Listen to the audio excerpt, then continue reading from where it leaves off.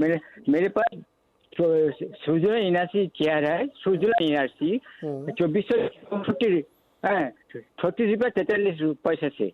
मैं long term के लिए क्या करूं? सुजलॉन में लिए भाई दत्ता साहब ने ₹36.43 पर, और ₹41.65 चल रहा है।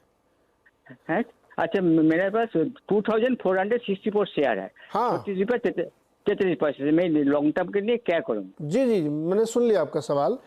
सरवेन जी भाई, ये एक ऐसा पहेली बन गया ना सवाल, हर दिन आता है और हम लोग क्वेश्चन करते हैं, लेकिन ये अगली बार जब आता है तो उससे ऊपर होता है ना। अभी देखिए ₹42 पहुंच गया है। ब्रजनाथ जी लॉन्ग टर्म के लिए चाहते हैं, क्या करें?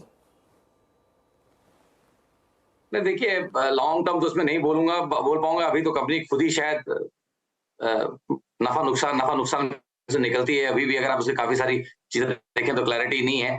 प्रॉफिट लॉस स्टेटमेंट आप देखेंगे तो भी, जो कि मेरा क्षेत्र नहीं है, बट आई थिंक जब इन सब तरह की कंपनीज को देखना पड़ता है तो वो सब जाके देखना पड़ता है एक बार। तो मुझे तो ठीक है, चल रहा है वो एक अलग बात है। पैसा बनना, कई बार लो क्वालिटी में भी पैसे अच्छे बन जाते हैं, बट उसका ये मतलब नहीं है कि हम लो क्वालिटी में जाएंगे। तो आई थिंक अभी मेरे लिए तो ये स्टॉक एकदम शॉर्ट टू मीडियम टर्म ही बाइस पकड़ के चलूंगा। इसमें लॉन्ग टर्म नहीं सोचता हूं मैं। और जैसे मैंने लास्ट टाइम भी बोला था कि भाई शॉर्ट टू मीडियम टर्म अगर आप पकड़ के चल रहे हैं तो 42-44 तक के टारगेट पॉसिबल है। यहाँ पे उनके आसपास ही आया हुआ है। बहुत ज्यादा मुझे लगता नहीं इससे उम्मीद कि 44-45 के ऊपर जाके टिक पाएगा। तो आई थिंक कहीं यहाँ पे मुनाफा बांधने का भी ये प्रयास करें और पैसे को कुछ किसी अच्छे स्टॉक में भी लेके जाएं, ऐसा मेरा मानना रहेगा। ओके, ये है राय। सुजलॉन पे लंबा नज़रिया बनाने में थोड़ी मुश्किल है, लेकिन शॉर्ट टू मीडियम टर्म में है, 44 तक जाता है तो एक बार रिव्यू करिएगा और इस पर राय बीच बीच में लेते रहिएगा, क्योंकि ये स्टॉक वाकई बहुत बड़े रिटर्न दे चुका है, तो इसलिए थोड़ा डर लगना लाजमी है। अच्छा, बजाज फाइनेंस नहीं, ओबरा रियल्टी में क्या आपकी राय बन रही? भाई एक खबर आई कि इन्होंने गुरुग्राम में 15 एकड़ ज़मीन ले ली है, और गुरुग्राम इस समय देश का सबसे हॉट प्रॉपर्टी का मार्केट है। अब वहाँ एंट्री ले ली इन्होंने, क्या लग रहा है आपको ओबरा रियल्टी में?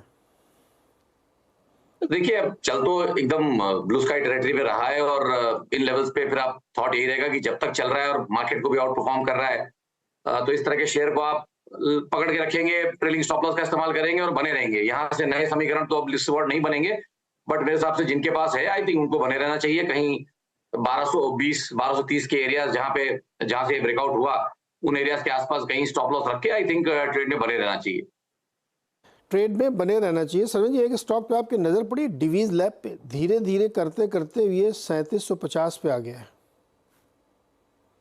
ये देखिए जी, फार्मा में काफी मिक्स बैग है, और आई थिंक ये काफी अंडर परफॉर्म करके बैठा था। तो आई थिंक कहीं कैचअप अपने पीयर्स के साथ इसमें डेफिनेटली सबसेट कैचअप का यहाँ फ्लेवर दिख रहा है। नीचे में वॉल्यूम्स हुए, थोड़े डिलीवरीज भी गई हुई हैं नीचे में लास्ट हफ्ते में। आई थिंक ट्रैक्शन अच्छा है। आई थिंक शॉर्ट टर्म तो ट्रेंड ऊपर ही है, मीडियम टर्म भी आई थिंक पिछला इसका जो स्विंग था तकरीबन 39-30-4000 के आसपास, आई थिंक वो सैकड़े इसके इंपॉर्टेंट है। 39-30 के आसपास इसको इंपॉर्टेंट हर्डल्स हैं।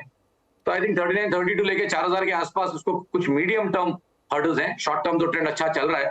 तो आई थिंक जिनके पास है वो यहाँ से समझ के चलें कि 3930 4000 तक के शॉर्ट टर्म में टारगेट्स हैं, और किन्हीं कारणवश जब वो लेवल्स को ब्रेकआउट कर लेता है तो आई थिंक और अच्छे समीकरण निकलेंगे। और ये जो अभी तक अंडर परफॉर्म किया है, ये एक बड़ा कैचअप यहाँ होने की पूरी संभावना है। तो फिलहाल 3930 4000 तक के टारगेट्स और शॉर्ट टर्म में, और मीडियम टर्म समीकरण 4000 के ऊपर बदल जाएगा। इसका होल्ड करके रखिए। शॉर्ट टर्म के टारगेट 4000 तक के इसमें हो सकते हैं डिवीज लैब में। अच्छा, अजय बंसल जी के पास चलते हैं दिल्ली। बंसल साहब नमस्ते।